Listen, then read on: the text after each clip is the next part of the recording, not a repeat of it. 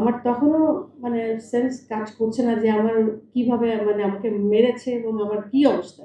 বাসায় আসার পর রাতের বেলায় মানে শরীরের জায়গায় ব্যাক সাইডটা পুরা কোনোটা সবুজ, হলুদ, লাল, কালো এরকম হয়ে গেছে। তো এই কথা আমাকে সন্ধ্যা ৮টার দিকে আমাকে শিমুল ভাই ফোন করলেন যে, "রিজেপা এরকম নাকি ঘটনা ঘটেছে?" আমি বলছি, "জি।"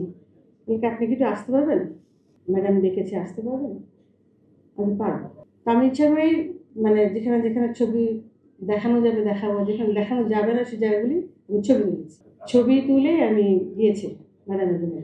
ম্যাডামের রুমে দেখলাম যে সমস্ত মন্ত্রী মিনিস্টাররা যারা ছিলেন মানে সব নেতাকর্মীরা, সিনিয়ররা সবাই আছেন।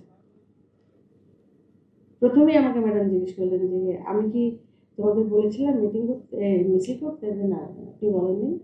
বাট নজরুল ভাই আর গাজী ভাই বললেন যে একটা একটুখানি দূরে থেকে একটা চক্কর দিয়ে আসি আরকি।" ওটা দিতে গিয়ে এই অবস্থা।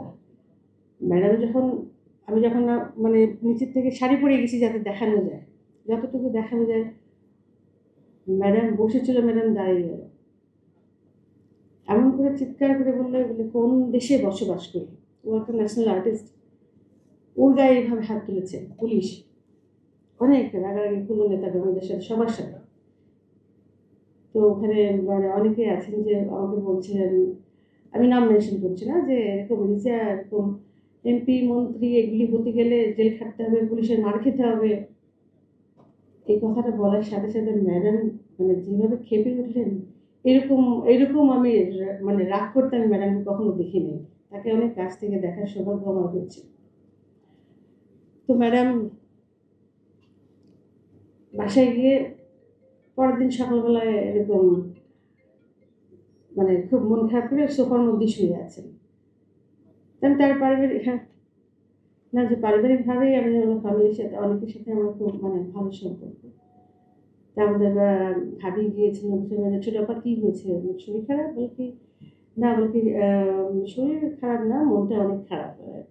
যে এরকম রিজিয়াকে পুলিশ এমন করে মেরেছে, আমি এটা নিতেই পারতেছি না।" বলে, "চালাকগুলো তো ভেঙে গেছে, ও একলা বোকাটা দাঁড়ায়, দাঁড়ায় মানে মার খেয়েছে আরকি।" এই কথাটা আমার সারা জীবন মনে থাকবে। উনি আমাকে দেখে অনেক ভালো মন্দ কথা বলেছেন, আদর করেছেন। কারণ এইটিই ছিল আমার জীবনের ১ম মিছিল এবং শেষ। আমি আর কোনদিন এরপর আর মিছিলে যাইনি।